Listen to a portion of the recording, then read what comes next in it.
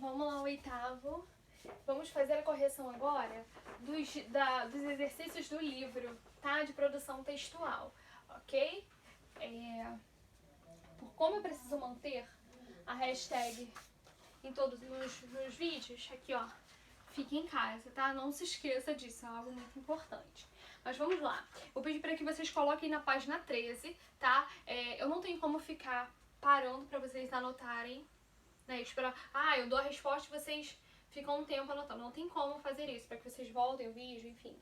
Para que eu fique esperando ou fique falando muito devagar, não tem como. Então, eu vou passar as respostas. Depois que acho que vocês não tiverem feito ou tiverem ficado em dúvida, é só pausar o vídeo, escreve um pouco e vai escrevendo conforme o andamento, ok? Então, lá na página 13, a questão de número 3 diz o seguinte: de acordo com a entrevista, qual é a importância de Ruth Rocha para o cenário da literatura infantil no Brasil? Resposta: Ruth Rocha escreve histórias infantis há 50 anos e tem diversos livros publicados. Seus livros ajudaram a estimular o gosto pela leitura e alegraram a infância de pelo menos 2 gerações, ok? Agora vamos para a de número 4. Se não, foi muito rápido. Pausa o vídeo na questão que você precisa responder e vai voltando, ok? Número 4. Segundo Ruth Rocha, que acontecimento na sua vida foi determinante para que ela começasse a escrever? Uma amiga da escritora, e aí vocês vão fazer o seguinte: uma amiga da escritora, travessão, que trabalhava numa revista infantil, fecha o travessão, a trancou em casa e só deixou Ruth sair após produzir um texto, visto que a amiga sabia do seu potencial. Questão de número 5. O que ela quis dizer com isso? Ela quis dizer que os escritores não veem, ou seja, não veem, vejam que não tem acento, ok? Não veem as crianças como elas realmente são, ok? Agora, página 14. Para a escritora, qual é a melhor forma de incentivar a criança a ler?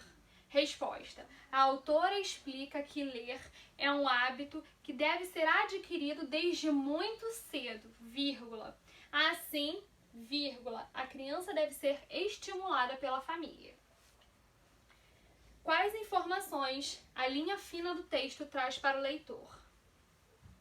A linha fina destaca a idade e o tempo de carreira da entrevistada, além de trazer um depoimento interessante de Ruth Rocha.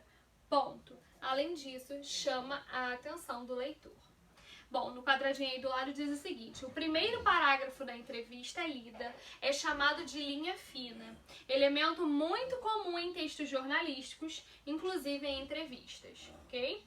Número 2, letra A. Quais parágrafos do texto correspondem à introdução? Então, segundo, terceiro e quarto parágrafos. Letra B. Com que objetivo essa introdução foi produzida? Para contextualizar o leitor sobre quem é o entrevistado e sua importância para a área em que atua. Entre parênteses, literatura infantil. Ok? Lá na página 15. Número 3. Observe as alternativas a seguir e indique as informações que estão presentes na introdução da entrevista. A apresentação do entrevistado, então é a primeira bolinha, e a quarta bolinha, contexto que incentivou a realização da entrevista, ok? Número 4, com base nisso, preencha o quadro a seguir, identificando cada um desses participantes da entrevista lida. Então, entrevistador, Natália Eiras, jornalista que representa o portal IG. E o entrevistado, escritora Ruth Rocha. Letra B. Como são introduzidas as perguntas e as respostas na entrevista? A pergunta começa com as iniciais do veículo de comunicação em que a entrevista foi veiculada, e as respostas são iniciadas com o nome da entrevistada. Ambas são seguidas de 2 pontos, ok? Letra C. Onde a entrevista foi veiculada? Em um site da internet. Número 5. Letra A. Antes da entrevista, o entrevistador precisa pesquisar sobre o entrevistado. Com que objetivo isso deve ser feito? Para conhecer melhor o entrevistado e saber quais são as perguntas mais pertinentes a serem feitas. Por quê? Porque se a gente não conhece o nosso entrevistado, a gente acaba nem sabendo o que perguntar, não sabe o que mais chama a atenção dele, a gente acaba ficando perdido em inúmeras perguntas. Então, fazer uma pesquisa antes faz com que a gente consiga conhecer um pouco melhor o nosso entrevistado para que a gente seja mais direto, para que a gente consiga filtrar com mais facilidade as perguntas que a gente gostaria de fazer, ok? Então vamos para a página 16. Cite trechos que confirmam que a entrevistadora conhece a entrevistada. Então vamos lá. Entre aspas, você está completando 50 anos de carreira, ponto. Acha que a criança mudou muito?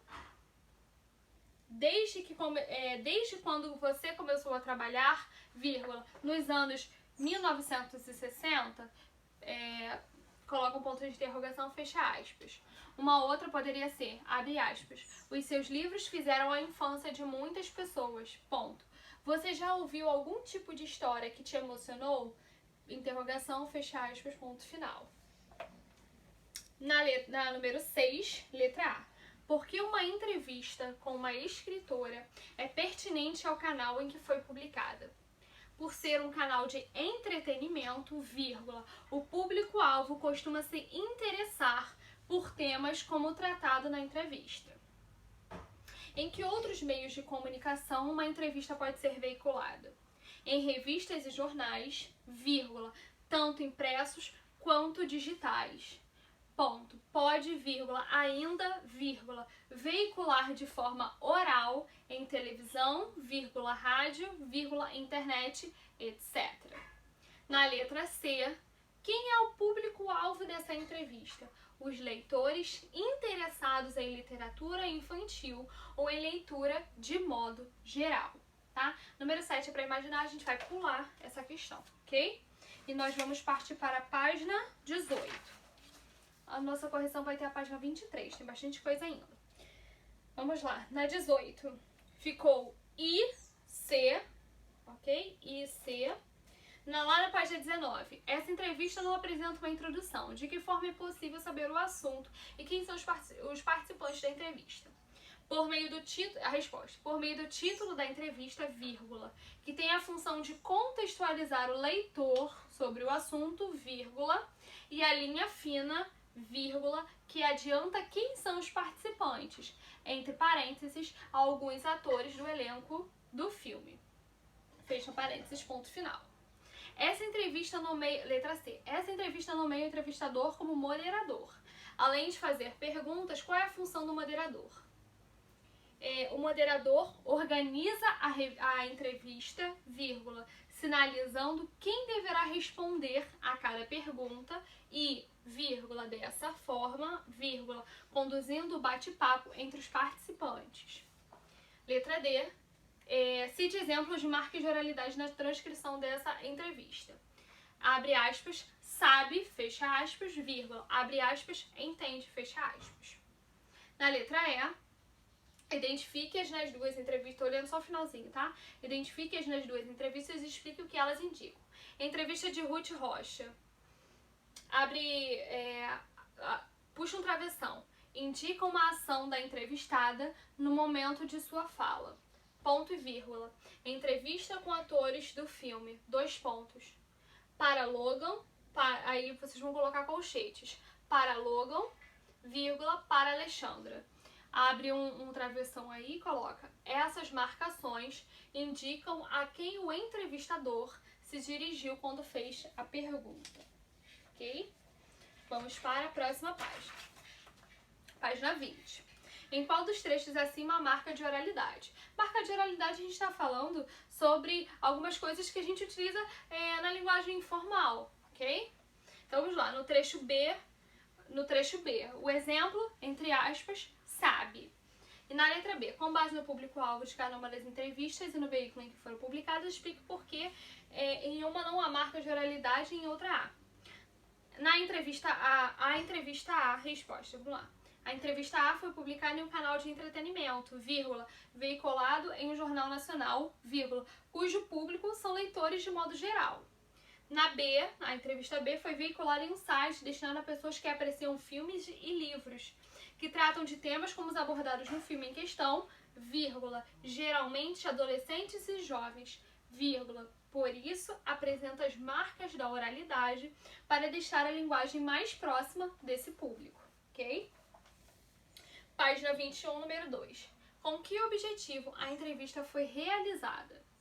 A entrevista foi realizada com a finalidade de divulgar a arte produzida por Luan Nascimento em um local público e de convivência no Museu do Homem do Nordeste. Na letra B, para a gente identificar algumas marcas de oralidade. Tudo entre aspas, tá? A e o H, vírgula, né, então, mas, enfim, e o uso de reticências. Na letra C, com que função essas expressões foram utilizadas? Essas expressões foram utilizadas como forma de manter o diálogo aberto, vírgula, confirmando a compreensão entre as pessoas envolvidas. Vamos lá. Aí embaixo está dizendo o seguinte: a repetição de palavras e expressões como né, então, mas, enfim, é própria da oralidade e pode auxiliar na ordenação dos fatos e manter a atenção ao ouvinte. Deixa eu só ver aqui.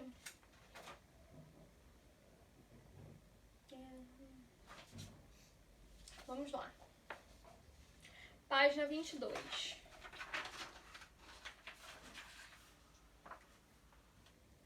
Letra A. Por se tratar de um diário, a personagem conta situações vividas por ela em seu dia a dia. Que fato ela destaca nesse trecho? Biloca destaca o dia em que ganhou o diário, vírgula, a emoção que sentiu e a promessa de mantê-lo atualizado.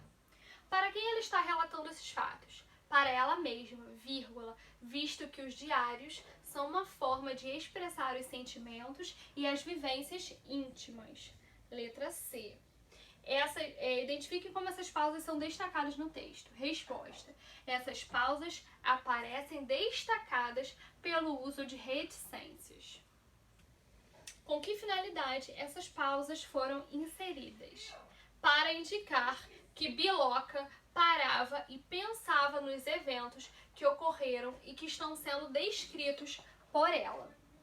Lá na página 23, para a gente finalizar, na letra A, no desafio lido, há várias palavras registradas conforme a fala. Identifique algumas dessas palavras. Cantador, vírgula, ciência, serrador, fô e abrasador. Na letra B, explique que efeito essas grafias sugerem, considerando o gênero em que foram empregadas. Como o gênero desafio é essencialmente oral, cantador, entre parênteses, vírgula. Grafar as palavras de modo... Grafar significa escrever, ok? Grafar as palavras de modo a destacá-las como são faladas no dia a dia contribui para aproximar o texto da realidade e cria efeitos expressivos, ok? Bom, terminamos, ok? E aí depois eu vou passar as outras páginas para que a gente consiga continuar fazendo, tá? Um beijo e até a próxima!